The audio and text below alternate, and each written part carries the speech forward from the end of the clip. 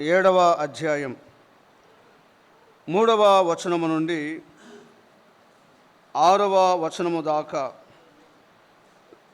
నేను ఒక వచనం, మీరు ఒక వచనం చదువుకుందాం. 2వ రాజుల గ్రంథం 7వ అధ్యాయం 3వ వచనాన్ని చదువుతున్నాను. అప్పుడు పట్టణపు గుమ్మమునొద్ద 4 కుష్ఠరోగులుండగా వారు ఒకరినొకరు చూచి, మనము చచ్చిపో వరకు ఇచ్చట ఎందుకు కూర్చుండవలెను?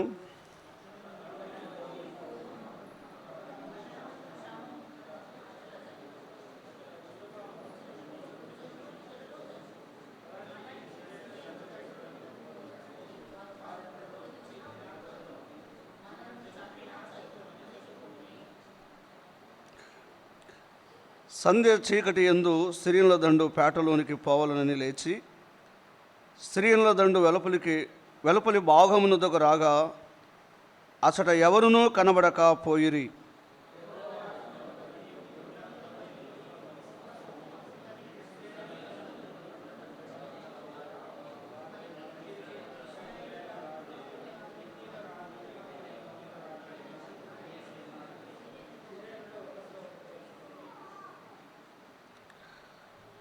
ఏడవ వచనాన్ని అందరము కలిసి చదువుకుందాం. లేచి తమ గుడారములోనైనను, గుర్రములోనైనను, గాడిదలోనైనను, దండుపేటలో నున్నవాటిలోనైనను ఏమీయూ తీసుకొనకయే తమ ప్రాణములు రక్షించుకొని చాలుననుకొని సంధ్య చీకటిని ఉన్నట్లుగా పేట విడిచి పారిపోయి ఉండిరి. ప్రార్థన చేసుకుందాం.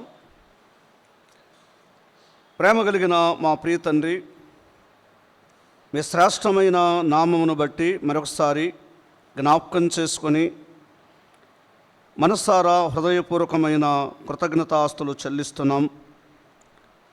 ప్రియ ప్రభువా, ఆరాధనంతటిలో మీరు కృప చూపారు. ఆత్మతో సత్యముతో ఆరాధన చేయుటకై మీ నడిపింపును బట్టి స్తుతిస్తూ ఉన్నాం. చేరి వచ్చిన వారిని బట్టి మీకు స్తోత్రములు. జ్ఞాపకం చేసుకండి వారిని, వారి కుటుంబాలను ఆధ్యాత్మికంగా, భౌతికంగా వర్ధిల్ల చేయమని ప్రార్థన చేస్తున్నాం. రానివారు మరొకసారి రాగలుగుటకై ప్రేరేపణ కలిగించండి. ప్రియ ప్రభువా, మిగిలిన పాత్రలలో ఆకర్షింపబడి కొందరైనా చేరుటకై మీ కృప చూపమని ప్రార్థన చేస్తున్నాం. మా ముందున్న ప్రకటనలన్నీ జ్ఞాపకం చేసుకొని సహాయము చేయండి. ప్రభువా, ఎవరు ఏ అక్కర్లు కలిగి ఉన్నారో మీరు ఎరిగి ఉన్నారు. మీరు చాలిన దేవుడుగా మీ ఎద్దుకు వస్తున్నాం. మీరే సహాయము చేయండి.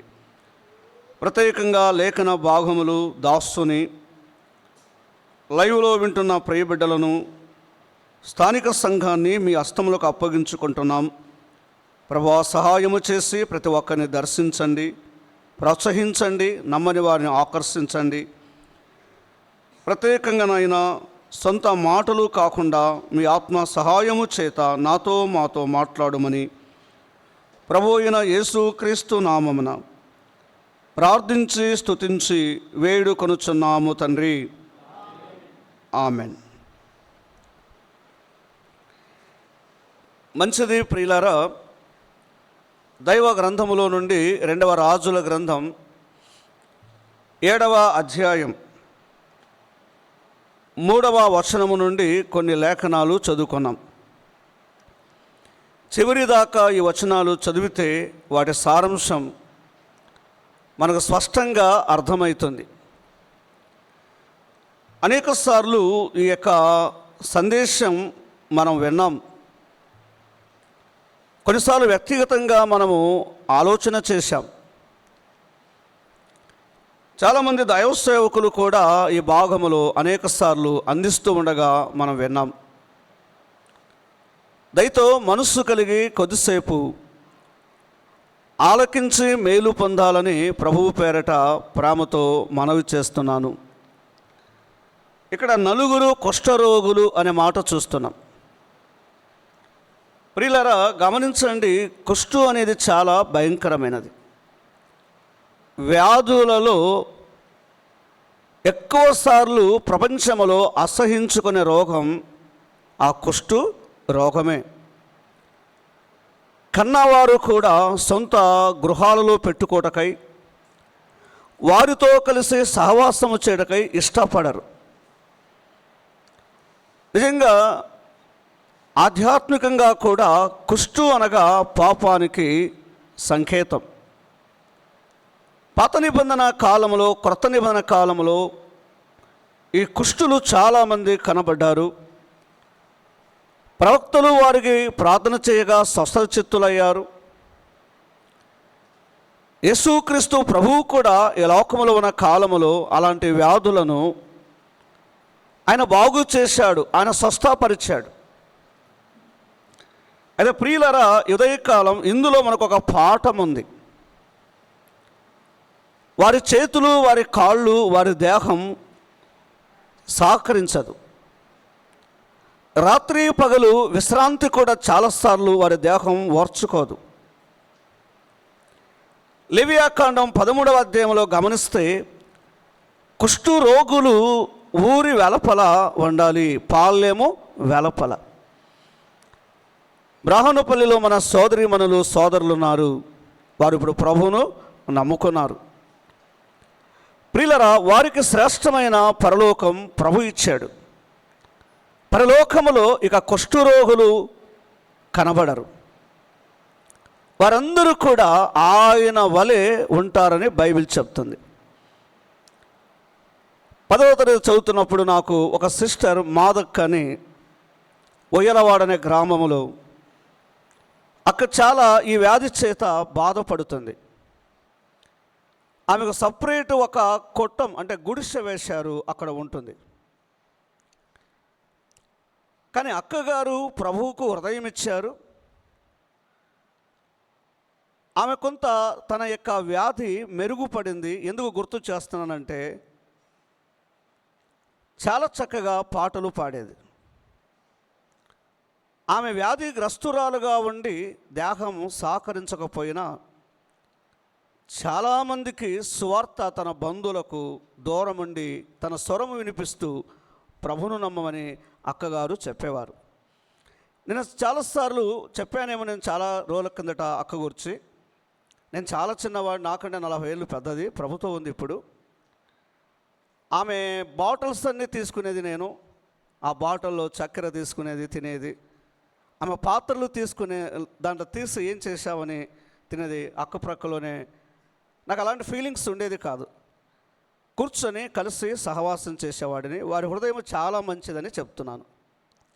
ఎందుకంటే ఎవరు నోచుకోలేరు, వారిని ఎవరు ప్రేమించరు, వారిని ఎవరు హక్కున చేర్చరు. కానీ దేవుడు చాలా ప్రేమగలవాడు. ఒకసారి ఒక మందిర ప్రవేశం, నూతన మందిర ప్రవేశం జరుగుతుంది. ఒక సంఘ హెల్డర్, అందుకు నాకు బాధ చెప్తున్నాను. ఇక్కడికి ఎందుకు వచ్చావని చాలా సీరియస్గా బయట ఉండని అరిశాడు. ఆ చెప్పిన సంఘ పెద్ద గారికి 1 వీకే స్టార్ట్ అయింది. వింటున్నారా? సిస్టర్, నన్ను క్షమించండి, నా కొరకై ప్రార్థన చేయండి. నెక్స్ట్ వీక్ బాగైంది. అందుకు నాకు చాలా భయం. మనము చాలా జాగ్రత్తగా ఉండాలి. ఎవరితో కలిసి భోజనం చేసినా ప్రభు సెలవు లేకుండా ఏమీ జరగదు. అది దేహంలో ఉన్న ఒక బలహీనతను బట్టి ఏదో ఒక వ్యాధి మనకు ఉంది. వ్యాధి లేని వారు ఇక్కడ ధైర్యంగా ఎవరూ చెప్పలేరు.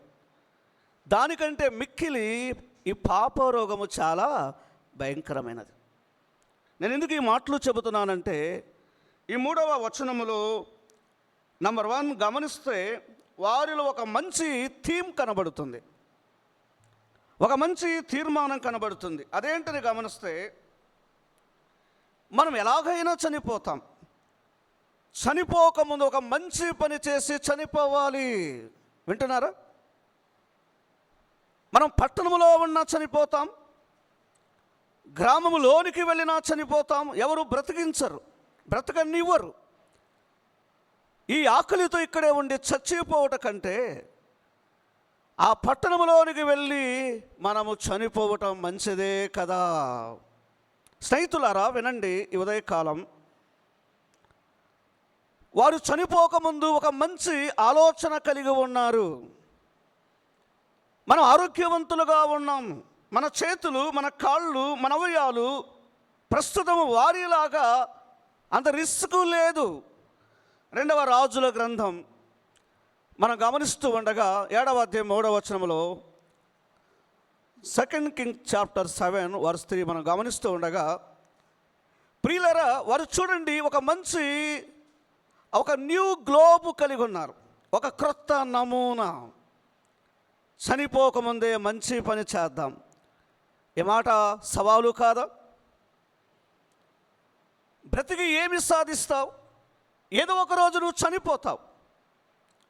నా సహోదరుడా, సోదరి, నువ్వు చనిపోకముందే ఒక మంచి పని చేసి చనిపో. నువ్వు చేయబోయే పని అది మంచిదై ఉండాలి. వారు చేసిన పని ఏంటని గమనిస్తే, నెంబర్ 1, వారు కలిసి పని చేయుట కదా. ఆ పట్టణంలోనికి వెళ్ళి 6వ వచనములో 9వ వచనములో ఇది శుభదినము కదండి,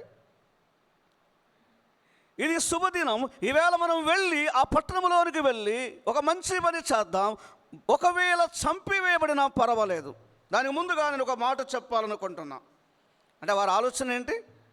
మన వాళ్ళు గాస్పెల్ చెప్తుంటారు కదా, చావు ఖాయమా? ఏం చెప్తుంటారండి? చెప్పండి, మీరు పిలప్ చేయండి. చావు ఖాయమా సిస్టర్? మీరు ఇంత డల్లుగా ఉంటున్నారా? చావు ఖాయమా, సంసారము ఖాయమని గాస్పెల్ చెప్తుంటారు. ఈ లోకంలో మానవుడు ఎంతకాలము బ్రతికినా చావే ఖాయం, సంసారము ఖాయము కాదు.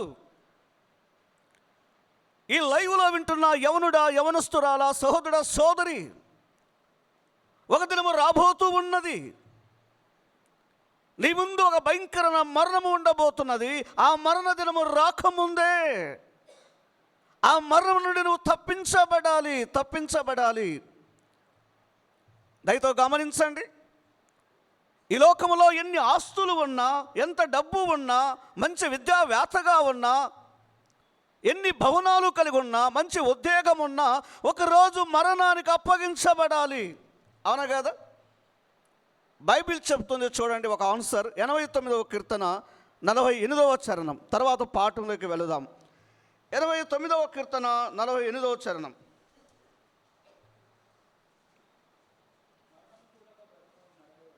మరణము చూడగా బ్రతుకు నరుడు ఎవడు? లేఖనాలు గమనిస్తూ ఉండగా, మరణము తప్పించుకోకుండా బ్రతికే నరుడు ఎవడు? చివరికి నీ గుండె మార్పిడి జరిగిన మరణము తథ్యం. అవునా కదండి? ఈ లోకంలో నువ్వు ఎంతకాలం బ్రతుకుతావో, కానీ ఒకనాడు మరణ రుచి ఉన్నది. ప్రపంచ చరిత్రలో ఎంతోమంది కీర్తి ప్రతిష్టలు కలిగిన వారు ఈ మరణాన్ని జయించలేకపోయారు. మరణము ఎదుట ఎవరు కూడా ఓడించలేరు స్నేహితులారా. ప్రపంచాలను గడగడలాడించిన అలెగ్జాండర్ గారు కూడా ఒక దోమ కాటుతో దోమను జయించలేక మరణానికి అప్పగించబడ్డాడు. ఆయన స్టోరీ అంతా చెప్పడం లేదు, మనకు ప్రసంగం ఆలస్యమవుతుంది. కాబట్టి మరణము చాలా భయంకరమైనది. మరి ఈ మరణము ఉదయకాల వేళ నీకు తప్పించబడ్డదా? ఈ మరణము ఎలా తప్పించుకోవచ్చు? ఇది నమ్మని వారికి ప్రయోజనం. మానవుడు మరణము నుండి ఎలా తప్పించబడతాడు? బైబిల్ గ్రంథములు ఒక మాట చూడండి. 68వ కీర్తన 20వ చరణం. 68, 20వ చరణం చూడండి. 68వ కీర్తన 20వ చరణం. 68, 20వ చరణం. మరణము తప్పించుట యెహోవా వశం. స్నేహితులారా, మరణమున్నది వాస్తవమే. ఒక మనుషుని ద్వారా ఈ మరణము ప్రపంచానికి వచ్చింది.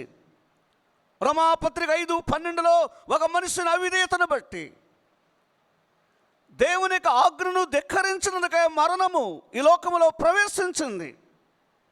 ఈ మరణాన్ని ఓడించిన వాడు ఏకైక దేవుడు, ఒక ప్రభువు అయిన యేసుక్రీస్తే. ప్రపంచ చరిత్రలో అందరూ మరణానికి అప్పగించబడ్డారు. వారి సమాధులు అలాగే ఉన్నవి. ఆసియా భాగములో మధ్యధర సముద్ర తీరములో పాలస్తీనా ప్రాంతములో యేసు ప్రభు సమాధి ఖాళీగా ఉన్నది. ప్రపంచ చరిత్రలో మరణానికి అప్పగించబడి లేచినవాడు ఒక ప్రభువు అయిన యేసుక్రీస్తే. సువార్త గ్రంథాలు చెబుతున్నాయి ఆయన లేచి ఉన్నాడు, ఇక్కడ లేడు. అలాగే ఉదయకాలం వినండి, నీ పాపంలోనే చనిపోతే నీకు భయంకరమైన మరణం ఉన్నది. అది రెండవ మరణము. బైబిల్ చెప్తుంది పాపము చేసిన మానవుని పతాళము పట్టుకుంటుంది, పతాళం అగ్నిగుండానికి అప్పగిస్తుంది.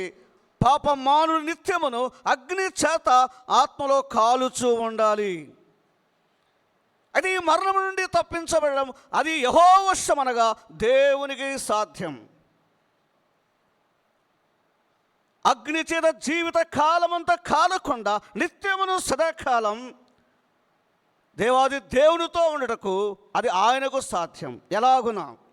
యోహాను సువార్త 5:24, నా మాట విని నన్ను పంపిన వాని యందు విశ్వాసముంచువాడు మరణములో నుండి, తీర్పులో నుండి నిత్య జీవములోనికి వస్తాడు.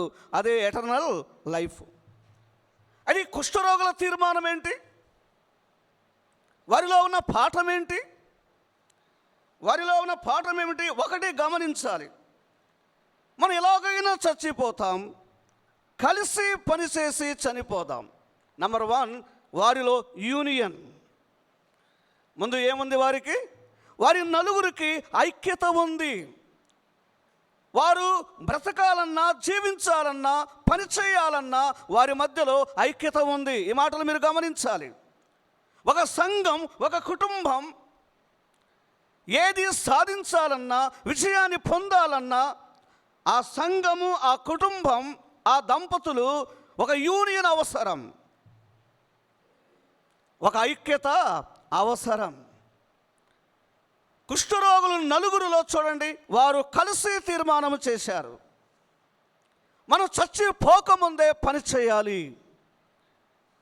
ఈనాడు కుటుంబాలలో సోదరీలు, నలుగురు సిస్టర్స్ ఉన్నారు, ఆ ఇంటిలో ఐక్యత కనబడదు.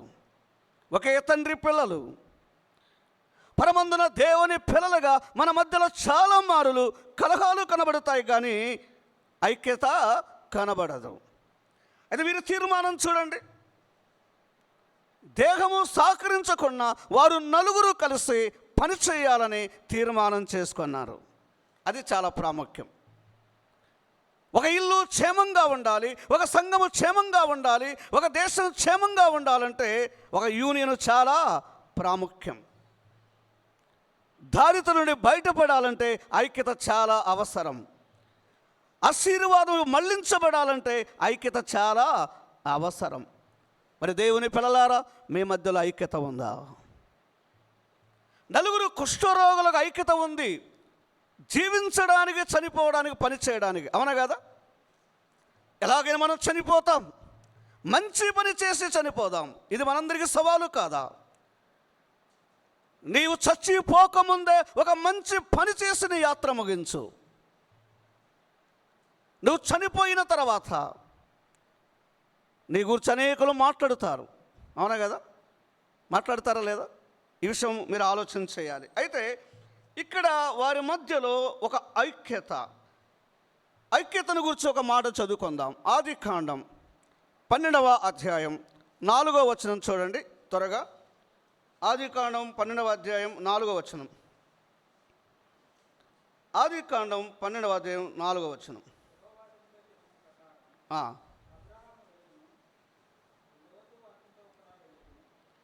ఇక్కడ అబ్రహాము, లోతులు వారు కలిసి ప్రయాణము చేస్తున్నారు. నలుగురు కుష్ఠరోగులు కలిసి ప్రయాణం, కలిసి నడవడం, కలిసి తీర్మానం. వింటున్నారు? వారు పని చేయడానికై నలుగురు కలిసి తీర్మానం చేశారు.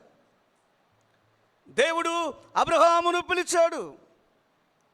నేను చూపించే దేశమునకు అబ్రహామా నువ్వు వెళ్ళుము. అబ్రహాము, శారా గారు, లోతు వారు కలిసి బయలుదేరారు. వారు కలిసి ప్రయాణము చేశారు.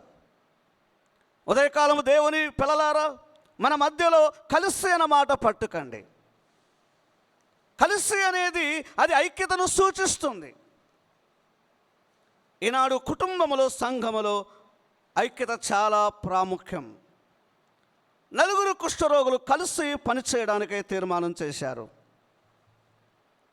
చనిపోవడానికి కలిసి తీర్మానం చేశారు. సూసైడ్ చేసుకోవాలని కాదండి. వింటున్నారా మీరు? వారు మనం బ్రతకనిస్తే బ్రతుకుదాం,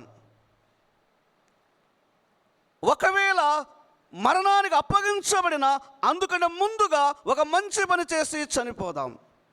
2వ రాజుల గ్రంథము 7వ అధ్యాయం 3వ వచనములో కలిసి ప్రయాణం, కలిసి తీర్మానం, కలిసి పని చేయడం ఇది చాలా ప్రాముఖ్యం.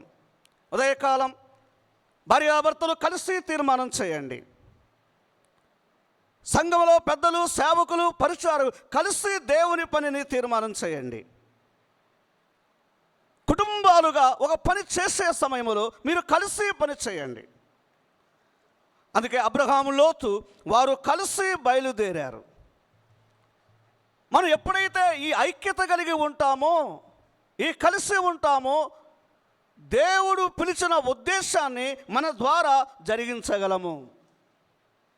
దేవుడు నిన్ను ఎందుకు రక్షించాడో, ఎందుకు పిలిచాడో ఆ ఉద్దేశం నీకు అర్థం కావాలంటే ఒకటి లోబడడం కదండి. లోబడిన తర్వాత కలిసి ప్రయాణము చేయడం. ఇక్కడ అబ్రహాము, లోతు కలిసి ప్రయాణం చేశారు. తర్వాత ఏం చేశారు? ఆదికాండం 12:4 ప్రయాణం. 7వ వచనం చదవండి. 7వ వచనం, యెహోవా అబ్రహామునకు ప్రత్యక్షమై. 7వ వచనం చదవండి. చదవండి. ప్రత్యక్షమై నీ సంతానమునకు ఈ దేశం ఇచ్చేదననియు చెప్పగా, ఆ మాట పట్టుకండి, అతడు తనకు ప్రత్యక్షమైన యెహోవాకు. ఇక్కడ అబ్రహాము, లోతులు వారు కలిసి అనగా ఐక్యత కలిగిన వారై బలిపీఠము కట్టారు. ఈ నలుగురు కుష్ఠరోగులు కలిసి బయలుదేరారు. అబ్రహాము, లోతు వారు కలిసి బయలుదేరారు. ప్రియులారా, మనం ఎప్పుడైతే ఐక్యత కలిగి ఉంటామో బలిపీఠం కట్టడం సాధ్యమవుతుంది. అర్థమవుతుందా? ఏ స్థలములో బలిపీఠము లేదో, ఏ స్థలములో సంఘము లేదో, ఏ స్థలములో ప్రార్థన లేదో, ఏ స్థలంలో పరిచర్య లేదో అక్కడ ప్రారంభించబడాలంటే ముందు దానికి ముందుగా ఐక్యత. ఈ ఐక్యతతోనే సాధ్యమవుతుంది. దేవుని పని చేయడానికై ఐక్యత చాలా అవసరం భార్యాభర్తకు. అవునా కదా? సహోదరులుగా, సోదరీలుగా ఒక త్యాగం ఉండాలి. అయితే నంబర్ 1, ఈ కుష్ఠరోగులు కలిగి ఉన్న త్యాగము. ఏం కలిగి ఉన్నారండి? మనం చనిపోయినా పర్వాలేదు, ఏం చేయాలట? మంచి పని చేద్దాం. ఎలాగైనా చనిపోతాం. మనం బ్రతకనివారు శత్రువు బ్రతకనిస్తాడా? మనం చనిపోయినా పర్వాలేదు, చనిపోకముందే మన బొందులో ఊపిరి ఉండగానే ఒక మంచి పని చేసి చనిపోదాం. ప్రియులారా, ఎంత శ్రేష్టమైన తీర్మానాన్ని ఈ నలుగురు కుష్ఠరోగులు కలిగి ఉన్నారు. అబ్రహాము, లోతుల మధ్యలో ఐక్యత ఉన్నది. ఈ అనుబంధాన్ని బట్టే బలిపీఠం కట్టారు. ఈ అనుబంధాన్ని బట్టి ఆ బలిపీఠం ప్రార్థనకు సూచన, ఆరాధనకు సూచన, దేవునితో మాట్లాడడం. కలిసి ఉన్నప్పుడు కుటుంబాలు దేవుని సన్నిధిని అనుభవిస్తాయి. అవునా కదా? ఈనాడు మన కుటుంబాలలో, సంఘాలలో ఐక్యతకు బదులుగా సమస్యలు అధికం. అందుకే స్నేహితులారా, సంఘాల మధ్యలో, కుటుంబాల మధ్యలో ఐక్యత లేదు, సరైన సంబంధాలు లేవు, సరైన తీర్మానాలు లేవు. అందుకే అనేక కుటుంబాలు వారు ఉండవలసిన ప్రేమకు బదులుగా అసూయ, కన్నీటి అనుభవం, దుఃఖ గుండా వెళుతున్నారు. ఉదయకాలం దేవుని పిల్లలు గమనించాలి, మనకు ఐక్యత ఉందా? బైబిలు గ్రంథములో చాలా చక్కగా రాయబడిన మాట ఏంటంటే ఐక్యత కలిగి ఉండాలి. కాబట్టి అబ్రహాము లోతులు కలిసి ప్రయాణం, కలిసి పని చేయడం ఎంత అద్భుతం. ఉదయకాలం మనము కూడా కలిసి దేవుని పని చేద్దాం, కలిసి ఆరాధన చేద్దాం, కలిసి పరిచర్య చేద్దాం, మన కుటుంబాలుగా కలిసి దేవుని వాక్యాన్ని ధ్యానం చేద్దాం. చూడండి, ఒక ఇల్లు ఎంత ఆదర్శంగా ఉందో మీకు తెలిసిన మాటనే చదువుకుందాం. యెహోషువ గ్రంథం చాలా పర్యాయాలు మన గ్రంథాన్ని చదువుతూ ఉంటాం. 24వ అధ్యాయం 15వ వచనం చూడండి బ్రదర్. 15వ వచనం క్రింది భాగములో, మీరెవరిని సేవింప కోరుకునేను, నేనును నా ఇంటి వారును యెహోవాను సేవించేదాము. ఒకప్పుడు కల్దీయుల మధ్యలో వారి సహవాసం, వారు సృష్టిని పూజించే అనుభవం కలిగిన వారు. వారి పితడును దేవుడు పిలిచాడు. ఆ పిలువబడిన అబ్రహాము విమోచింపబడ్డాడు, ఆయన మహిమను పొందాడు, దేవుని ప్రత్యక్షత అందుకొన్నాడు. అని యెహోషువ విమోచింపబడిన వాడై ఆయన ఇస్తున్న తీర్మానం, మీరెవరిని పూజిస్తారో, మీరెవరిని సేవిస్తారో, అది మరణమైన, అది ఎంత శ్రమైన, అవమానమైన, నేనును నా ఇంటి వారు యెహోవాను సేవించేదాం. మన గృహాలు దేవుని కొరకై వాడబడాలి. ఆయనను సేవించుటలో, ఆయన మహిమపరచుటలో, ఆయన గొప్ప చేయుటలో ప్రియులారా, మన ఇంటిలో ఆయన సన్నిధి ఉన్నదా?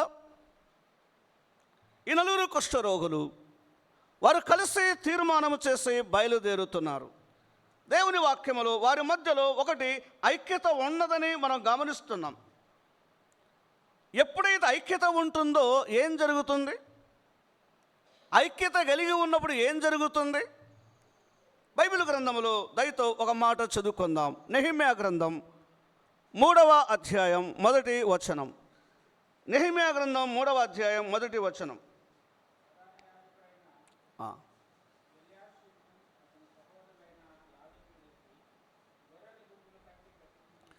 ఆ భాగమంతా చదివితే కూలిపోయిన గోడలు కట్టుటకై వారు కలిగి ఉన్న ఐక్యత, నాయకుడైన నెహెమ్యా పిలుపుకు వారు లోబడ్డారు. ఆయన నాయకత్వములో, ఆయన నడిపింపులో వారు కలిసి పనిచేయడం. వైద్యులు, వ్యాపారస్తులు, కంసలి వారు అంటే బంగారు పని చేసేవారు, కార్పెంటర్స్, ఏ వృత్తులు కలిగిన వారు ఉన్నారో వారు కలిసి దేవుని పని చేశారు. ఆనుకున్న మాట అది ఐక్యతకు సూచన.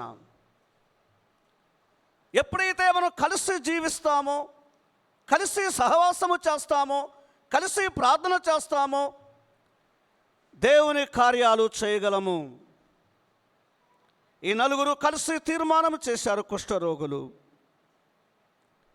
నెహెమ్యా నాయకత్వానికి లోబడ్డారు, ఆ పిలుపును గుర్తించారు, వారు కలిసి పని చేయగలిగారు. కాబట్టి 6:15లో ఆ పని సమాప్తమయ్యింది. ఎప్పుడైతే ఐక్యత ఉంటుందో, ఐక్యత కలిగిన స్థలములో సంపూర్ణతను చూడగలము. వింటున్నారా దేవుని పిల్లలారా? ఉదయకాలం సంపూర్ణతను చూడాలి, పరిపూర్ణతను చూడాలంటే ఐక్యత చాలా అవసరం. మనం చేయబోతున్న కార్యాలు అవి సంపూర్ణంగా లేకపోవడం, పరిపూర్ణంగా లేకపోవడం, మన మధ్యలో ఐక్యత లోపించింది. బ్రతకడానికి ఐక్యత, చనిపోవడానికి ఐక్యత. రోమాపత్రిక అదే కదా తెలియజేసేది. బ్రతికిన ప్రభువు కొరకే, మనము చనిపోయినా ప్రభువు కొరకే. ఇది ఒక రమ్యమైన తీర్మానం.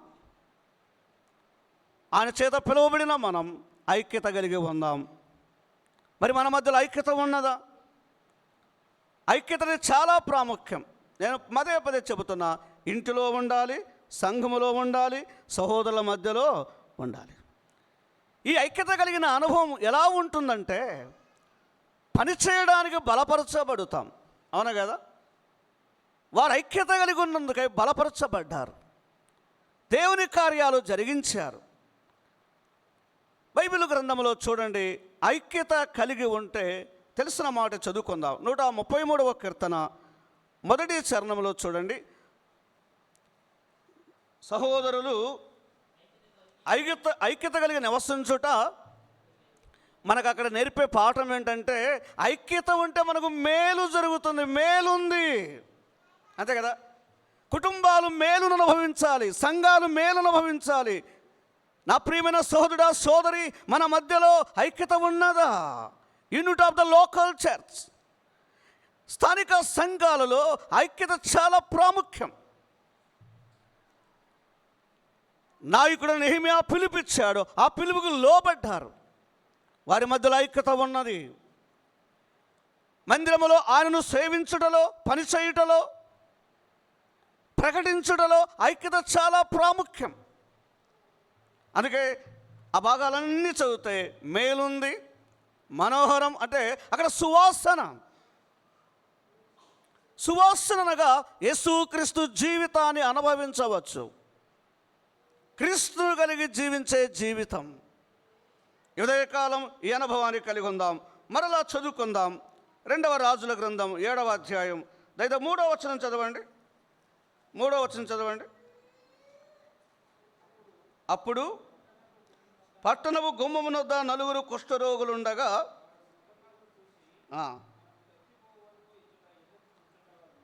వారు కలిగి ఉన్న తీర్మానం, వారు కలిగి ఉన్న ఆలోచన, మనం చనిపోకముందే పని చేద్దాము. నీవు ఈ లోకం నుండి వెడలిపోయిన తర్వాత సహోదర సోదరి నీకు పని ఉండదు. మనం బ్రతికి ఉండగానే పని చేయాలి, ప్రభు రాకముందే పని చేయాలి. నువ్వు ఇంకా జీవించువాడుగా ఉన్నప్పుడే యవనుడా యవనస్తురాలా సహోదరుడా సోదరి ప్రభు పని చేద్దాం. మనము బ్రతికి ఉంటే ఆయన పని చేయడానికి ఎంతో అవసరమే. అయితే లేఖనాలలో చాలామంది ఇలా కాకుండా ఈ 4 అయితే పని చేయాలని ఆలోచన కలిగి ఉన్నారు. కానీ కొద్దిమంది ఎలా ఉన్నారు చూడండి. తెస్సలోనికు రాసిన 2వ పత్రిక 3వ అధ్యాయం 8 నుండి 11 వచనాలు చూడండి.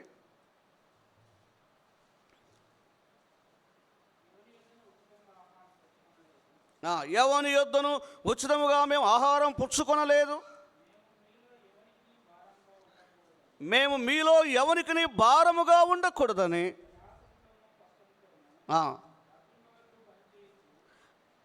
ఎంత ఆదర్శం ప్రియులారా, పనిచేసే హృదయాలు. తెస్సలోనిక సంఘస్థులారా, మీ మధ్యలో మేము ఎలా జీవించామో మీరు ఎరుగుదురు. మీ మధ్యలో మేము జీవించిన కాలంలో మేము ఎవరికి బరువుగా ఉండలేదు. మా జీవనోపాధి నిమిత్తమై మేము కష్టపడి పనిచేశాం, సువార్త ప్రకటించాం. సంఘానికి సవాలు, మీరు కలిసి దేవుని పని చేయండి. పౌలు యొక్క సేవా బృందములో వారు కలిసి పనిచేయడం, కలిసి సువార్త ప్రకటించడం, కలిసి ప్రార్థన చేయడం, కలిసి ఆరాధన చేయడం, కలిసి పరిచర్య చేయడం, కలిసి ప్రభును ఊరేగించడం, ఇది మా పని కదా. అయితే అక్కడ ఒక పాఠం ఉంది. ఆ వచనాలు క్రింద చదవండి బ్రదర్. తెస్సలోనిక పత్రికలోనే ఆహారం పుచ్చుకొనలేదు, భారముగా ఉండకూడదని పని చేయొచ్చు, జీవనము చేసితిమి, మీరు మమ్మును పోలి నడుచుకొనవలనని చేసితిమి. కానీ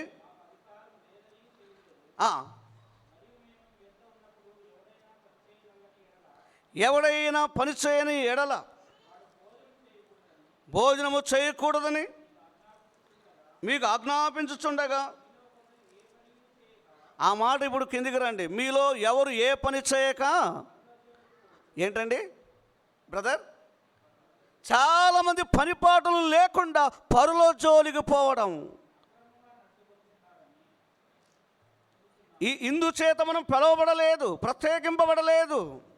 మీలో చాలామంది పని చేయకుండా పరుల జోలికి పోతున్నారు.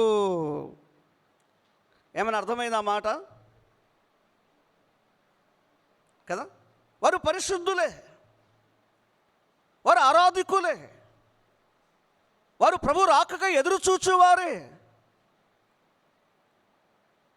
వారు నిజముగా జీవుల దేవుని వైపు మళ్లించబడిన వారే, వారు రక్షణ విలువను ఎరిగిన వారే. 2వ అధ్యాయంలో 13వ వచనములో, మరి తెస్సలోనిక సంఘస్థులారా, మీరు పని చేయకుండా పరుల జోలికి పోతున్నారు. ఇది మోడల్ కాదు. మీ మధ్యలో ఉన్న కాలములో మేము అలా ఉండలేదు. మేము కష్టపడ్డాం, ప్రయాసపడ్డాం, సువార్త ప్రకటించాం, పత్రికలు పంచాం, ఖాళీ సమయంలో ప్రార్థన చేశాం. అయితే అక్కడ ఒక మాట చెప్పాడు, వాస్తవంగా సువార్త ప్రకటించే వారిని మీరు పోషించాలి. అయినను మీకు భారం ఉండకుండా సిలువను ఎత్తుకొని ప్రభును ఊరేగించాం. క్రీస్తు పనివాని మాదిరి కదా. నలుగురు కుష్ఠరోగుల మాదిరి పని చేద్దాము. ఇక్కడ ఎందుకు మనం ఖాళీగా ఉండాలి? ఎన్ని రోజులైంది సహోదరా సోదరి నువ్వు ఖాళీగా ఉండి కదా. పొలం ఉన్నవాడు ఖాళీగా ఉంటాడా? మంద ఉన్నవాడు ఖాళీగా ఉంటాడా? గొర్రెలు ఉన్నవాడు ఖాళీగా ఉంటాడా? బాధ్యత లేనివాడే కదా బాధ్యత రహితుడుగా అనకుండా పరుల జోలికి పోవడం స్టార్ట్ అవుతుంది. పని లేని వాడికి ఏముంటుంది? ఇంకా వృద్ధురాలను గురించి చెబుతున్నాడు, సోదరుల గురించి చెబుతున్నాడు తిమోతి రాస్తూ, మీరు ముసలమ్మ ముచ్చటలు, పనిచేసే సమయంలో ముసలమ్మ ముచ్చటలు. ప్రభు రాకముందు పని చేద్దాం. ఎంతకాలము జీవిస్తామో తెలియదు. అందుకే కుష్ఠరోగులు ఎన్ని రోజులు బ్రతుకుతామనో తెలియదు. ఈ శ్రమలో మనం ఎప్పుడైనా చనిపోవచ్చు. జీవించు కాలములోనే మంచి పని చేద్దాం. నా సోదర సోదరి, జీవించుచున్నామన్న పేరు నీకుంది, కానీ క్రియలు ఉన్నాయా? పని ఉన్నదా? విశ్వాసం ఉన్నదా? మాదిరి ఉందా? నువ్వు వెళ్ళిపోకముందు సోదరి నీ బిడ్డలు చెప్పాలి, నా తల్లి నా తండ్రి నాకు మాదిరి పనిలో కదా. అవునా కదా? వారి ఇంటి పనిలో, పొలం పనిలో, ఉద్యోగములో, వారు సంఘములో వారు చాలా మాదిరి కలిగిన పేరెంట్స్ ఒక ప్యాటర్న్గా ఉండాలి.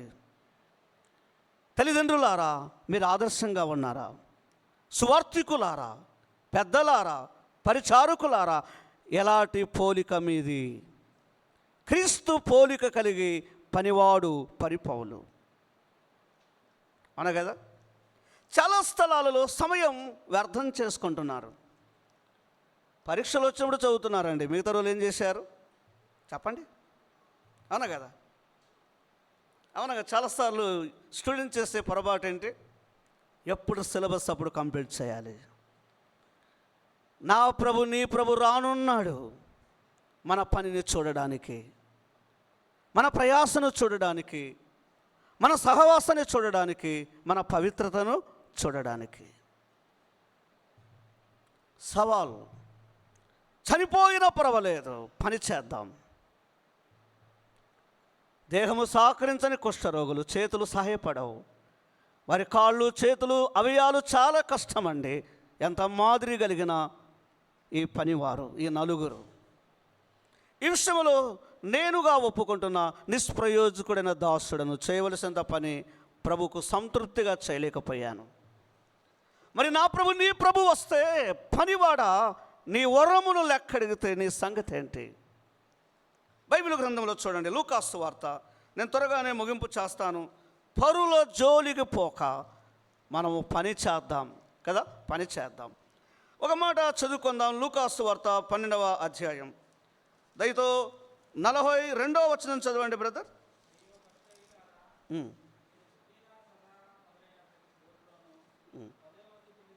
12:42 బ్రదర్. లూకా 12:42. తగిన కాలమున ప్రతివానికి ఆహారం పెట్టుటకు నియమించడి నమ్మకమైన బుద్ధి గల గృహ నిర్వాహకుడు ఎవడు? స్టీవర్స్, గృహ నిర్వాహకుడు, ఒక నమ్మకమైన పనివాడు. ఒక నమ్మకమైన పనివాడు. యజమానుడు వస్తాడు, యజమానుడు వచ్చును, ఆయన మన పని చూడును. మనందరికీ గిఫ్ట్స్ ఇచ్చాడండి ఆయన, వరాలు కదా. కొంతమందికి ప్రార్థన చేసేవరం, పాడేవరం, బోధించేవరం, పంచిపెట్టేవరం, కొద్దిమందికి కౌన్సిలింగ్ చేసేవరం కదా, కొద్దిమందికి ప్రేమనిచ్చేవరం, పలకరింపు. అందరికీ ఒకే ఉండవు. మీకు అర్థమవుతుందా? ఉందా ఏమైనా మనలో ఒకటన్నా, నాలో నీలో? చెప్పండి. కొద్దిమంది ఏమంటారు, ఆయన ఊరికి మాటలు చెప్తాడు కానీ ఏం చేయడు. చెప్పండి. ఆయన అందరికీ చెప్పేటప్పుడు నిజంగా ఇట్లా పని చేయాలంటుంది, ఆయన మాత్రం ఏం పని చేయడు ఇంట్లో అంటే, సోమరైన చెడ్డ దాసుడా, దాసురాలా, పనివాడా. ఈ నలుగురు కుష్ఠరోగులు వారు సోమరులు కాదని నంబర్ 1. అంతే కదా బ్రదర్, సిస్టర్? ఆ ఇంట్లో ఎట్లున్నారు వారు? శ్రద్ధ కలిగిన కుష్ఠరోగులని నేను రాసుకున్నానండి. పనియడలా శ్రద్ధ కలిగిన వారు, వారి ఆదర్శం, వారు కలిగిన మాదిరి జీవితం. పని చేస్తే అక్కడ ఏం దొరుకుతుంది? కావలసిన బైబిల్ గ్రంథంలో చూడండి, ఈ నలుగురు కుష్ఠులు పని చేస్తే లాస్ అయ్యారా? దేవుడు ఎంతో అద్భుతం చేశాడు. ఏం బ్రదర్? వారి ఆశను, వారి కోరికను దేవుడు నిష్ఫలము చేయలేదు.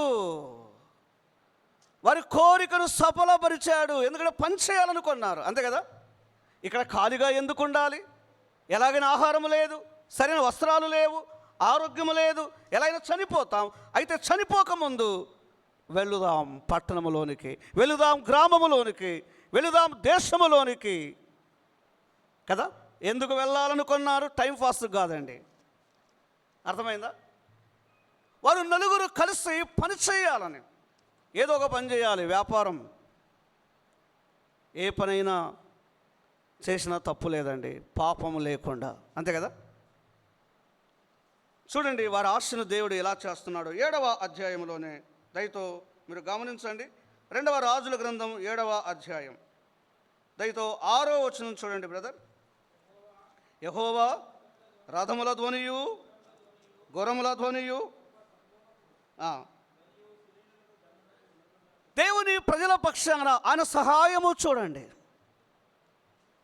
వారి గుడారాలు విడిచి వెళ్ళిపోయారు, ఆహారం వదిలిపెట్టారు, భత్యం వదిలిపెట్టారు. వారి మూలముగా వారి ప్రజలకు కూడా మేలు కలిగింది. అధ్యాయం చదివితే అర్థమవుతుంది, అంతే కదా. వారు అనుకున్నారు ప్రాణాలు దక్కించుకుందాం, వెడలిపోదాం అనుకున్నారు. కానీ అచ్చాలన దేవుడు పనివాడిని జ్ఞాపకం చేసుకున్నాడు. చాలాసార్లు సేవలో ఉన్నప్పుడు బట్టలు లేని సమయం, ఫైనాన్షియల్ ప్రాబ్లం, పిల్లలకు ఫీజులు కట్టలేని సమయం. నేను ఎన్నోసార్లు చెప్తాను, నేను సిగ్గుపడాను. మేము అలా ఉంటే ఇలా ఉంటే ఎందుకు అబద్ధాలు చెప్పుకోవాలి, అంతే కదా. ఒకప్పుడు స్కూల్ నడిపించేటప్పుడు ఉన్న ఆ అనుభవం సేవకు వచ్చినాక చాలా కష్టం. ఇది చాలా ఉన్నతమైన పనే, కానీ కన్నీళ్ళు మాత్రమే కనబడేటివి. 2 రూపీస్ ఆఫరింగ్ దొరికేది కాదు. నిజంగా క్రీస్తులో అవన్నీ ఆనందమే. ఎన్నడూ మనిషిని చూడలేదు. పని చేస్తుండగా, సువార్త ప్రకటిస్తుండగా, విజ్ఞాపన చేస్తుండగా, ప్రార్థన చేస్తుండగా, ప్రభును చూస్తుండగా, సేవ కూడా మనుషులను అడగొద్దు. మనిషి అడిగేవాడు నువ్వు సేవకుడివి కాదు. అడిగితే సహాయం చేసే సహోదరుడా నువ్వు విశ్వాసవి కాదు. నీకు ప్రేరేపణ లేదైతే ఆగిపోవు, అంతే కదా. ఈ నలుగురు కుష్ఠులను దేవుడు బలపరిచాడు. ఎప్పుడైతే పని చేయడానికి పూనుకున్నారో యెహోవా ధ్వని వచ్చింది. శత్రువు పారిపోతున్నాడు. పని చేసే స్థలములో ఏముంటుంది బ్రదర్, సిస్టర్? ఆహారము. ఒక మాట చదువుకుందాం, సామెతల గ్రంథం తెలిసిన మాటనే 20వ అధ్యాయం దయతో చూడండి. సామెతల గ్రంథం 20వ అధ్యాయం 3వ వచనం చూడండి. 3వ వచనం, కలహమునకు దూరమనుట నరులకు ఘనత, మూర్ఖుడైన ప్రతి వాడును పోరునే కోరును.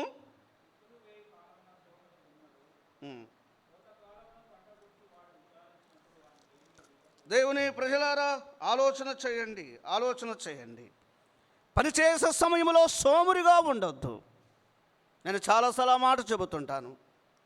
మీలో కొందరు పరుల జోలికి పోతూ ఏం చేయడం లేదు. ప్రైవేట్ స్కూల్ తప్పేం లేదు.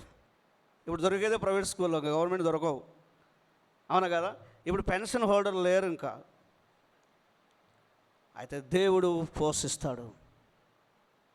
సేవకులు ఆయన పొలంలో పనిచేయాలి. ఆయన మందును జాగ్రత్తగా పోషించేవారుగా ఉండాలి. అయితే విత్తులు వేసే సమయంలో సోమరిగా ఉండద్దు. రైతు అలా ఉండడు. రైతు దున్నేటప్పుడు నిద్రపోడు. వింటున్నారా? మీ అధికారి ఒప్పుకోడు డ్యూటీకి ఆలస్యంగా పోతే. నీ బాధ్యతలను బట్టి నీకు ఒక ఒత్తిడి. ప్రభుత్వం నిన్ను నమ్మి ఒక పని ఇచ్చింది ఆ శాఖలో. అంతకంటే శ్రేష్టమైన ప్రభు నిన్ను నమ్మి ఒక పని ఇచ్చాడు, అంతే కదా. ఉద్యోగంలో నమ్మకత్వం. అందుకే ఇక్కడ స్టీవార్డ్స్ అంటే నమ్మకత్వం. ఆయన పొలములో ఈ 4 నమ్మకత్వం. కుష్ఠరోగులు పాట మీదే కదా బ్రదర్. విత్తులు వేద్దాం, మనం వెళ్ళి పని చేద్దాం. ఇది సువార్త ప్రకటించే దినము. 9వ వచనం, అంతే కదండి. ఏ దినం అంట వారికి? ఇది మంచి శుభదినం. ఆ సమయానికి పూనుకొన్నారు, ఆ పనికి పూనుకొన్నారు. అందుకే దేవుడు వారిని బలపరిచాడు. వర్తమానం రాజుకు అందింది ద్వారపాలకుడికి, అవునా కదా. అదేందో చదవని టైం లేదు. ఈ లేఖన భాగాలలో ఇతర జోలికి పోక ఏలియా పని, ఈ భాగాలలో రాజుల గ్రంథం కదా. గురువు గారు పని చేస్తారు, శిష్యుడు ఏం చేస్తాడు? ఎలీషా. పని కలిగిన ఏలియా, పని కలిగిన ఎలీషా. అలాగైతే బైబిల్ గ్రంథములో వారు అక్కడే కూర్చొని వారి సమయాన్ని వ్యర్థం చేసుకున్నవారు కాదు. 1 యూనియన్, 2 వర్క్. భాగములో మనం ఆలోచిస్తూ ఉండగా నెహెమ్యా గారు కూడా బిఫోర్ ప్రేయర్, ఆఫ్టర్ వర్క్, ఆయన ముందుగా ప్రార్థన చేశాడు, ఆయన పరిశీలించాడు, ఆ తర్వాత పని ప్రారంభించాడు. తర్వాత, అవునా కదా. వీరు కలిసి ఆలోచించారు. సమయం వేస్ట్ అయిపోతుంది, ఆకలి తీరడం లేదు, నెమ్మది లేదు. ఇంకా జీవిస్తున్నాము కదా, చనిపోతే పని చేయలేము, వెళుదాం. మీ ఊరిలో నీ ద్వారా ఒక వ్యక్తికి సువార్త చెప్పాలని ప్రభు నిన్ను ప్రత్యేకించాడు. నీకు అర్థం కాలేదు, నువ్వు అక్కడ అవసరం, నువ్వు నా వీధిలో నువ్వు అవసరం, నీ కాలేజీలో సోదరి నీ అవసరం ఉంది. నువ్వు ఎక్కడున్నావు అక్కడే నీకు పని ఉంది. అందుకే విత్తే సమయంలో, దున్నే సమయంలో సామెతలు చెప్తుంది, ఎద్దులు ఎక్కడ ఉంటాయో గాదె ఉంది, అక్కడ ఆహారం ఉంది. ఎద్దు ఏం చేస్తుంది? అది పని చేస్తుంది, అది సోమరిగా ఉండదు. 4 కుష్ఠరోగులు మనకెంత పాఠం. బైబిల్ గ్రంథంలో నేను 2-3 మాటలు చెప్పి టైం లేదు కాబట్టి ముగింపు చేస్తాను. చూడండి, కుష్ఠరోగులు పనిచేశారు. ఇక్కడ న్యాయాధిపతుల గ్రంథం 5వ అధ్యాయం 2వ వచనాన్ని చదువుకుందాం. 5:2. 5వ అధ్యాయం న్యాయాధిపతుల గ్రంథం 5వ అధ్యాయం 2వ వచనం.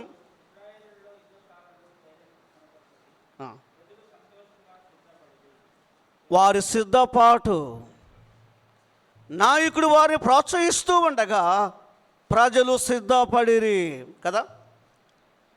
వారు సంతోషముగా సిద్ధపడిరి. ఏం బ్రదర్? ఎందుకు? పని చేయడానికి. పనివాడు సంతోషముగా సిద్ధపడాలి. 9వ వచనం చదవండి. 9వ వచనం. 9వ వచనం. ఇశ్రాయేలు ప్రజలు పని చేయడానికై సంతోషముగా సిద్ధపడిరి. అయితే 16వ వచనం చదవండి బ్రదర్.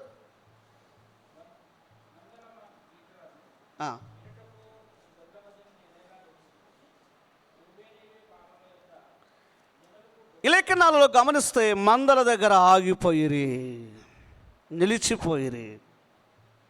చాలామంది వ్యాపారంలోనే నిలిచిపోయారు, ఉద్యోగంలోనే నిలిచిపోయారు, వ్యవసాయం నిలిచిపోయారు, మందల దగ్గరే నిలిచిపోయారు. ఈ భాగంలో మనకు నేర్పే పాఠం, మందలు ముఖ్యమా, ప్రభు పని ముఖ్యమా? అంతే కదా. ఈనాడు చాలామంది దేవుని ప్రజలు ఆయన పని అనగానే నిర్లక్ష్యం. అయినో నాకు తెలుసు, మాకు వాక్యం తెలుసు, ప్రార్థన చేసేది తెలుసు, సువార్త ప్రకటన తెలుసు, మా ప్లాన్స్ మాకున్నాయి. ఇవన్నీ రాంగ్ వేనే, అవునా కదా. వారు సిద్ధపడ్డారు, సంతోషముగా సిద్ధపడ్డారు. చివరికి ఏమైంది? మందల దగ్గర ఈ లోకములో, ఈ లోక సంబంధమైన వాటిలో నువ్వు నిలిచిపోయావు, ఈ లోక కోరికలలో నువ్వు నిలిచిపోయావు. ఒక్కొక్కరు ఒక చోట నిలిచిపోయారండి, ఆసక్తి కలిగిన వారు కూడా. చాలా బాధాకరం. బైబిల్ గ్రంథములో ఒక మాదిరి కలిగిన దాసుడు ఉన్నాడు. యజమాని విషయంలో పనికి అప్పగించబడ్డాడు, పనికై పిలువబడ్డాడు. అయితే అతడు ఎంత నమ్మకస్తుడంటే చూడండి, నిర్గమాకాండం 23వ అధ్యాయం దయతో మొదటి 3 వచనాలు చూడండి. నిర్గమాకాండం 23వ అధ్యాయం బహుశా మొదటి 3 వచనాలు చదవండి.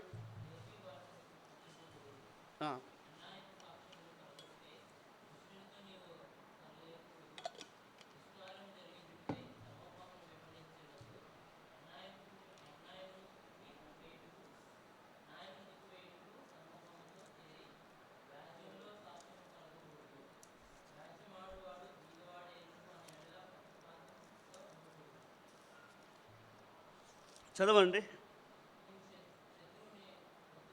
క్షమించండి. 21వ అధ్యాయం చూడండి.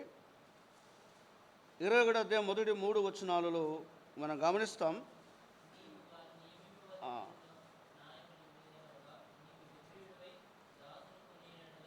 5వ వచనం కూడా చదవండి. అయితే ఆ దాసుడు, నేను నా యజమానుని, నా భార్యను, నా పిల్లలను ప్రేమించుచున్నాను. నేను వారిని విడిచి స్వతంత్రుడు పోనులనని నిజముగా చెప్పిన ఎడల. అసలు ఈ దాసుడు ఎట్లున్నాడు? ఈ పనివాడు నేను వెళ్ళను అంటున్నాడు. అలాంటి నమ్మకస్తులు ప్రభుకు కావాలి, అలాంటి విశ్వాసులు ప్రభుకు అవసరం. ఆయన పనిని విడిచి, ఆయన సేవను విడిచి, ఆయన సహవాసాన్ని విడిచి, ఆయన సంఘాన్ని విడిచి, ఆయన పరిచయం విడిచి, నా యజమాని ప్రేమకు బదులుగా నేను సుఖము కొరకై విడిచి వెళ్ళను. ఉరియా ఎంత నమ్మకమైన పనివాడు. 2వ సమూయేలు గ్రంథం 11వ అధ్యాయంలో యోవాబు నిజంగా పనివాడి గురించి ఒక లేఖ రాసి పంపాడు యోవాబుకు. అతను ముందు పెట్టి మరణానికి అప్పగించబడేట్లు ప్రయత్నం చేయి. ఆ చీటి ఎవరితో పంపాడు కదా బ్రదర్? దావీదు ఎవరితో పంపాడు? ఉరియాతోనే. ఎంత నమ్మకమైన పనివాడు. యజమానికి లేని నమ్మకత్వం, తన దేవుని ఎడల ఊరియా కలిగిన నమ్మకం. ఈనాడు పనివాడు నమ్మకస్తుడు కావాలి. కుష్ఠరోగులు 1 ఐక్యత, 2 వారి మధ్యలో పని, అవును కదా. వారు ఐక్యత కలిగి తీర్మానం. 2ది గమనిస్తూ ఉండగా వారు పనిలో సోమరులు కాదు. 3ది గమనించగా వారి నమ్మకత్వం. ముగించబోతుండగా ప్రభుకు నమ్మకస్తులు కావాలి. ఒక మాట చదువుకుందాం. ప్రభు ఆశ కలిగి ఉన్నాడు. 101వ కీర్తన 6వ వచనం చూడండి. 101వ కీర్తన 6వ వచనం చూడండి. నా యొద్ద నివసించినట్లు దేశములో నమ్మకస్తులైన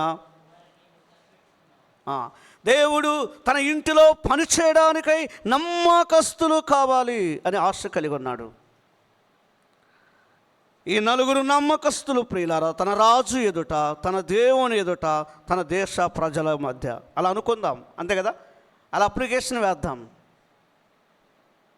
రాజు ఎదుట, దేవుని ఎదుట, ప్రజల ఎదుట నలుగురు కుష్ఠరోగులు నమ్మకస్తులు. వీరి మూలంగా ఏమైనా దేశానికి క్షేమం కలిగిందా బ్రదర్, సిస్టర్? కదా. పనివారు ఎక్కడుంటారో అక్కడ పని ఉంటుందండి. Mission, vision. ఎక్కడ దర్శనం ఉందో అక్కడ తప్పకుండా పని ఉంటుంది, అనా కదా. దర్శనం లేని చోట పని లేదు. అక్కడ పని ఉందంటే అక్కడ దర్శనం ఉంది. యెషయా 6వ అధ్యాయం అదేనండి నేర్పేది. నేను ఉన్నాను, అవును కదా. ఎవరు వెళ్ళుదురు నా నిమిత్తం? నేను వెళ్ళుతాను. నార్త్ ఇండియాలో పని ఉన్నది. ఇంగ్లాండ్ వారు ఒక మెసేజ్ పెడుతున్నారు, పని వారిని పంపండి అని. విలియం కేరీ గారు ఎక్కడి నుండి వచ్చారు? ఇంగ్లాండ్ దేశం నుండి వచ్చారు. ఎంత బాధ! ఇంగ్లాండ్ దేశం నుండి పనివారు వచ్చారు. ఏ ఇంటి నుండి పనివారు వచ్చారో ఆ మందిరం ఇప్పుడు ఖాళీగా ఉంది. ఇంకా చెప్పనివ్వండి, అది అమ్మివేయబడింది. ఇంకా చెప్పనివ్వండి, అక్కడ మసీదు కట్టబడింది. ఎంత బాధాకరం! క్రైస్తవుడా, నీ ముందున్నటువంటి నిధుల కోసమై నేను క్రీస్తు వాడును కాదని చెప్పే దినం వస్తుంది. మరి ఆ దినం నువ్వు ఎలా ఉంటావు? ఒక సుప్రీంకోర్టు, హైకోర్టు అలా చెప్పారని వీళ్ళు ఒక పోరాటాలు చేస్తూ, మంచిదే కదా క్రీస్తు బిడ్డలు అని చెప్పుకోవడం, తప్పుందా? ప్రార్థన చేద్దాం. దేవుడు అన్యాయస్తుడు కాదు కదా. ఆయన పనివారికి అన్యాయం చేస్తాడా? నలుగురు కుష్ఠరోగులకు అన్యాయం జరగలేదే? జరిగిందా బ్రదర్? వాళ్ళు ఎంత మాదిరిగా ఉన్నారు. మూడవది, మాదిరి కలిగి ఉన్న పనివారు. మొదటి తెస్సలోనిక పత్రిక 1:7 వచనములో వారి సేవ, వారి సువార్త, వారి పని, వారి ప్రేమ, వారి విశ్వాసం మాదిరి, వీళ్ళు అవి ఉన్నాయండి. తెస్సలోనిక పత్రిక 1:3-7 ఉన్నాయి. మనం ఇప్పుడు మైక్ ఇస్తే చాలామంది నువ్వు ఏం చెప్తాం? గట్టిగా చెప్తాం సువార్త, అవునా కదా. మంచిదే, చెప్దాం. చెప్పనికనే ప్రభు ఇచ్చాడు అవకాశం. పర్సనల్గా నువ్వు ఎవరని అడిగితే చెప్పగలవా? నువ్వు ఒంటరిగా ఉన్నప్పుడు. మేము చనిపోతాం, బ్రతికితే బ్రతుకుతాం. పిలిపి పత్రిక 1:2 నా మట్టుకైతే బ్రతుకుట క్రీస్తే, చావైతే. ఈ రెండు మధ్యలో ఇరుకున ఉన్నాను, బ్రతికితే లాభమే. కుష్ఠరోగులు చనిపోతే ప్రభు యుద్ధకు వెళదాం అనుకుందాం, అంతే కదా. ఒకవేళ బ్రతికితే పని చేస్తాం. అందుకే ఎన్ని రోజులు బ్రతుకుతావు నీకు గ్యారెంటీ లేదు, నాకు కూడా లేదు. అసలు వర్గీస్ బ్రదరు లోకం విషయాన్ని నేను నమ్మలేదు. ఆయన అట్లా కనపడాడు. కాటేజీ మీటింగ్లో కూడా వాక్యం చెప్పాడు, ప్రార్థన చేశాడు. సొంత వాహనం ఉంది, కోట్ల ఆస్తులు ఉన్నాయి, తెలుసు. తన పని ముగించబడింది. అమ్మాయ్యా, చనిపోకముందే మంచి పని చేసి యాత్ర ముగిద్దాం.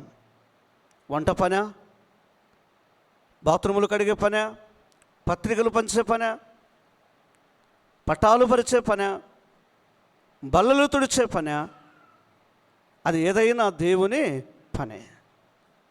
ఈరోజు చాలా తక్కువ అయిపోయారు. ప్రతి చోట క్రైస్తవ్యములో ఉజ్జీవం కనబడని, రివేల్ అంటున్నారు కానీ ఉజ్జీవాలు అయిపోయాయి.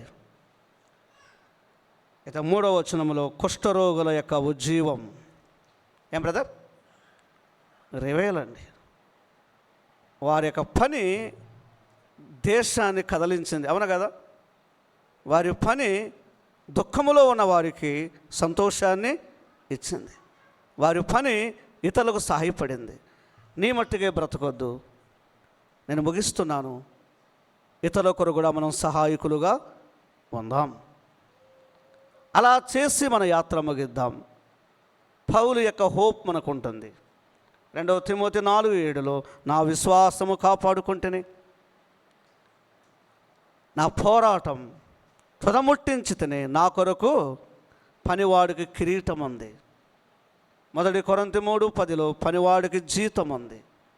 పని చేస్తే వేస్ట్ కాదండి. యేసుప్రభు పని చేస్తే చెప్పుల స్టాండ్ దగ్గరున్న అది గొప్ప సేవనే. మనం అనుకుంటాం చాలా చీపుగా.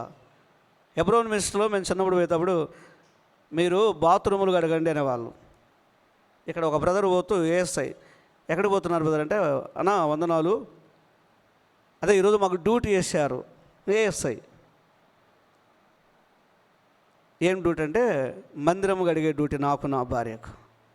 మనం అవి కాదండి, మన డ్యూటీలు వేరే ఉంటాయి. కొద్దిమంది సేవ చేస్తారు కానీ ప్రసంగాలు ఇది చేయలేకపోతున్నారు. దేవుని పిల్లలారా, మనము ప్రతి పని చేయాలి. ఆరోగ్యము సహకరించకపోయినా ప్రభు పని చేద్దాం, ప్రభు పనిలో కనుమొద్దాం. ఈ పనికి పిలువబడ్డారు 4 కుష్ఠరోగులు. అయితే 1 రాజుల 19వ అధ్యాయం 19వ వచనంలో ఒక ధనవంతుడు ఈ పనికి పిలువబడ్డాడు. చెప్పగలరా ఆయన పేరు? ఎలీషా. 12 అరకలు గల రైతు. వాళ్ళ నాన్నకి ఎన్ని అరకలు ఉన్నాయంటే 12. నిజంగా మనకు ఆ అరకల గురించి, ఆ యొక్క నాగటిని గురించి అంత ఐడియా లేదు, కానీ అప్పుడప్పుడు రాజన్న చెప్పేవాడు 12 అరకలు అంటే ఎంత పొలం ఉంటుంది కదా. 12 జతలు, కనీసం మోర్ దెన్ 300 ఎకరెస్, 300 పొలాలు కలిగిన రైతు ఎలీషా తండ్రి. నేను ఆలోచించాను, 25 ఇంటూ అట్లా వేస్తే కదా, కనీసం 12 అరకలు, 300 ఎకరాలు కలిగిన రైతు. ప్రభువు పిలిచాడు, తన అరకను విడిచి వచ్చాడు ప్రభు పని చేయడానికి. 1 రాజుల గ్రంథం 19:19. ఒక విద్యావేత్తను, ఒక శ్రీమంతుని పిలిచాడు. ఫిలిప్పీ పత్రిక 3వ అధ్యాయం 7 నుండి 11 వచనాలు. విద్యావేత్త, శ్రీమంతుడు క్రీస్తును సంపాదించుకొని తన కలిగిన లాభాలను పెంటగా ఎంచుకొని ప్రభువు పని చేయడానికి. ఈరోజు సేవ అంటే చీప్ అనుకుంటున్నామా? చెప్పండి. మన వాళ్ళందరూ రిక్స్ చేసింటే ఎన్ని ఫోన్లు వచ్చాయో. బ్రదరు మాకు ఒక ఉద్యోగం ఇచ్చింది, ఆ సిమెంట్ అందిస్తుంటే, ఆ ఇటుకలు వేస్తుంటే అందరం చూసాం. చాలా అంటే వాళ్ళు లైక్ చేశారని, కానీ ఇప్పుడు ఇవన్నీ ఉన్నాయిలే. వాళ్ళకి ఇవన్నీ లేని కాలంలో, నెహెమ్యా కాలంలో కదా, ఒక చేత ఖడ్గం పట్టుకొని ఒక చేత పని చేస్తున్నారు.